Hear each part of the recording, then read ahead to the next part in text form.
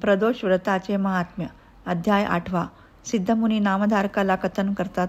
श्रीपादयती 3 वर्षांपर्यंत गोकर्णात गुप्त रूपाने राहून तेथून श्रीगिरी पर्वताला गेले व यात्रा करीत करीत कुरवपुराला आले.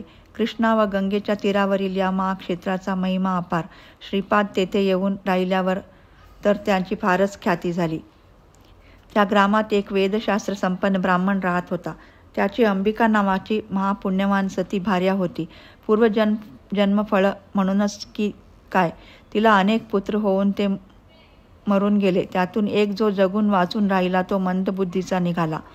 कुळाचाराप्रमाणे त्याची मुंज केल्यानंतर त्याला विद्या शिकवण्याकरिता पित्याने पुष्कळच प्रयत्न केले, पण व्यर्थ.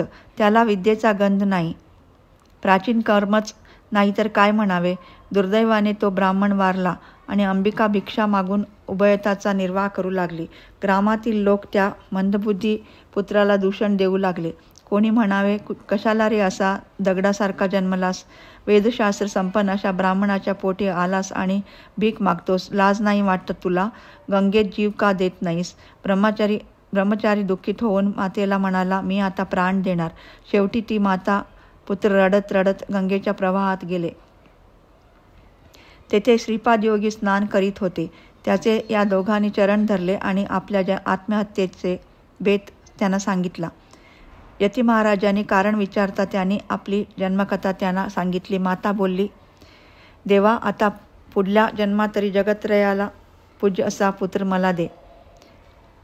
असा ब्रह्मज्ञानी पुत्र होण्याकरिता मी आराधना तरी कशी करू ते मला सांगा. श्रीपाद यती म्हणाले, पूर्वी गवळ्याच्या घरी शंभूचे प्रदोष पूजा गवळणीने केली.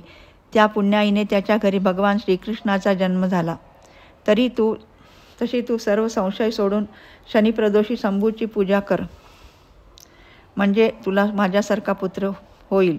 विप्रस्त्रियेचा असा भाव पाहून श्रीपाद देवानी तिच्या पुत्राला जवळ बोलावून त्याच्या मस्तकावर वरदहस्त ठेवला आणि त्याला तत्काळ ज्ञान संपन्न केले. आपल्या पूर्वपुण्याईने आपणाला श्रीगुरुनाथ भेटले म्हणून विप्रस्त्रियेने त्यांना वारंवार नमस्कार केला. सिद्ध म्हणाले, नामधारका, असे श्रीगुरु कृपावंत होऊन आपल्या भक्तजनांचे संरक्षण करतात.